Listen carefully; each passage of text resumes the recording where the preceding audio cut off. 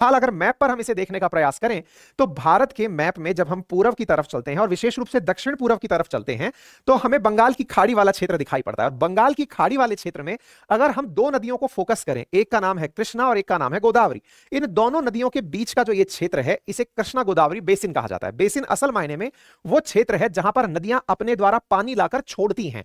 अगर आप यहां पर देखें, जैसे आप अक्सर डेल्टा के नाम से भी कंसीडर करते हैं, तो ये वाला जो क्षेत्र डेल्टा का है और नदियां अपने साथ जब पानी लाती हैं तो बहुत सारा अपने अंदर घुला हुआ जीव जंतु जो मर गया है, ऑर्गेनिक मटेरियल है और सालों से लेकर आ रही होती हैं।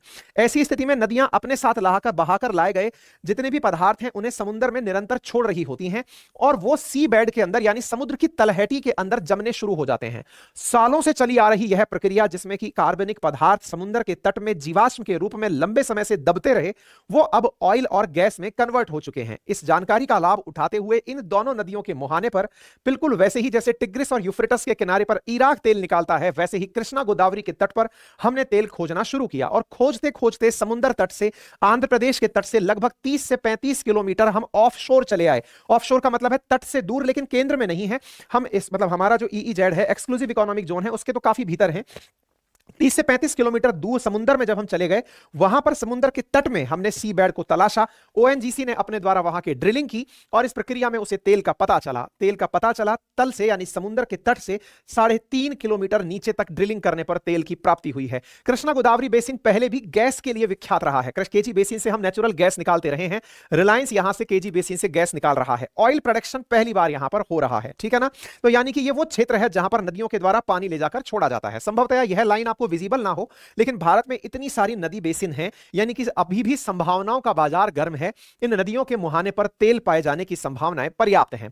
कहने का मतलब यह हुआ कि 15,000 स्क्वायर किलोमीटर ऑफशोर एरिया, जिसमें 25,000 स्क्वायर किलोमीटर का जो क्षेत्र है वो आइसोबाथ के अंदर तक का कवर होता है, वहां पर तेल की खोज की जा सकती है। मेरे प्यारे साथियों, पहली बार गैस यहां पर 1983 में खोजी गई थी। यहां पर गैस को धीरू भाई अंबानी की कंपनी के द्वारा KG6 के नाम से, KG-D6 के नाम से लंबे समय से निकाला जा रहा है। ऑयल की डिस्कवरी फर्स्ट टाइम है, लेकिन गैस, नेचुरल गैस यहां पर 2002 से निकाली जा रही है। इसी कारण से न्यूज बनती है, first oil was recovered from the Krishna Godavari basin 30 kilometre of the shore of Kakinada. Kakinada नामक जगह से 30 किलोमीटर दूर समुद्र के तट में, समुद्र की तलहटी में जाकर के यह तेल निकाला गया है। तो पहली बार तेल निकाला गया। गैस पहले से निकाली जा रही थी, ठीक है। किसने निकाला है? तो भारत की एक महारत्न कंपनी है, नाम है इसका oil and natural gas company limited, और इस कॉर्पोरेशन लिमिटेड इसी की एक शाखा है जो दुनिया में तेल खोजती है भारत के लिए। उसका नाम ओएनजीसी विदेश है, जिसे हमने चीन के दक्षिण में वियतनाम में भेजा हुआ है। फिलहाल के लिए ओएनजीसी पर फोकस करिए। ओएनजीसी महारत्न कंपनी है, सरकार पेट्रोलियम मंत्रालय के अधीन कार्य करती है।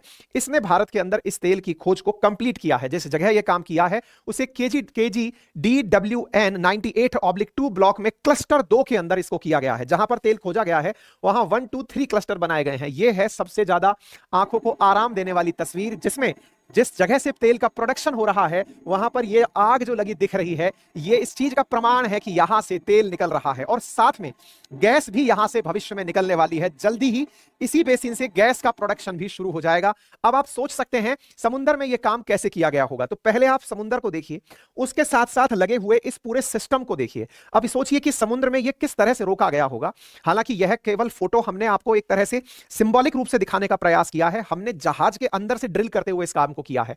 यानी कि पहले इस तरह से अंदर तक डीप ड्रिलिंग की जाती है। जब हम तट पर समुद्र की गहराइयों में पहुंचते हैं, समुद्र के जब तट तक पहुंचते हैं तो वहां पर भी सी बेड आ जाता है, तलहटी आ जाती है। फिर वहां पर बोरवेल किया जाता है और वो लंबी ड्रिलिंग तब तक चलती रहती है जब तक हम उस गहराई पर नहीं पहुंच जाते जहां ऑयल और गैस मिल जाए, ठीक है। यही कारण है कि प्रधानमंत्री ने इस सूचना पर कृष्णा गोदावरी की गहराइयों से उभरा ऊर्जा सुरक्षा का विश्वास इस प्रकार से इस जानकारी को दिखाया। और हरदीप सिंह पुरी जी ने तेल की जो पहली खेप है उसे बोतल में दिखाया कि देखो भाई, ये भारत में निकला हुआ तेल है। तो आपको तस्वीरों में चलता हुआ वो प्रोडक्शन यूनिट और साथ में यहां पर बोतल में भरा हुआ तेल हरदीप सिंह पुरी जी के द्वारा साझा किया गया तस्वीर देख सकते हैं। फिर तो यह खबर ओएनजीसी और सब तरफ से निकल निकल के आना शुरू हुई और किस प्रकार से हम इसे बना रहे हैं अब उस पर देखिए। अगर आप इस पूरे पॉइंट को ध्यान से देखें तो यहां पर लिखा है ONGC commenced it first oil flow to FPSO from Krishna Godavari deep water block this and this. Bengal की खाड़ी में 7 जनवरी को इस काम को शुरू किया गया। तो फर्स्ट फ्लो टू एफपीएसओ, अब ये एफपीएसओ क्या होता है? तो floating production storage and offloading. इसका मतलब ये हुआ कि जो सामने हमने जिस तरह से मशीन को लगाया है वो समुद्र में तैर रही है, वो तैरती हुई मशीन ही गहराइयों में जाकर के चीजें निकाल कर ला रही है। मतलब समुद्र का जो तट है उस तट की गहराइयों तक, मतलब आप ऐसे समझिए, फ्लोटिंग का मतलब जहाज के रूप में मशीन तैर रही है, ठीक है ना? ऐसे समझिए कि ये जो पूरा पूरा एक सामान का जहाज, कार्गो शिप जो होता है, वैसा कोई जहाज है जो समुद्र में तैर रहा है और उसी के अंदर से ये ड्रिल करते हुए पैदा किया गया है, ठीक है ना? तो first oil flow to FPSO, इसीलिए इसको कहा गया है, ठीक है ना? तो आप इसे तस्वीर में देख सकते हैं। कुछ इस प्रकार से कृष्णा गोदावरी बेसिन में भारत ने अपना जहाज भेजा और ये जो पूरी तरह से लगी हुई मशीन है, इसने प्रॉपर ड्रिलिंग के माध्यम से केजी बेसिन की गहराइयों में इस तरह से लंबी डीप ड्रिलिंग करते हुए ऑयल का प्रोडक्शन शुरू किया है, ठीक है ना? तो ओएनजीसी की तरफ से आया हुआ ट्वीट भी आप यहां पर देख सकते हैं और यहां पर लिखा है कि we are eagerly waiting to flow oil and gas to full capacity from mid 2024, यानी कि 2024 के मध्य तक पहुंचते हुए हम यहां पर प्रॉपर तरीके से ऑयल और गैस निकालना शुरू कर देंगे। इसी प्रकार से ओएनजीसी ने काकीनाडा और ओएनजीसी स्टाफ को पूरी तरह से बधाई देते हुए यह दिखा दिया। अच्छा, अब प्रोडक्शन कैपेसिटी कितनी है?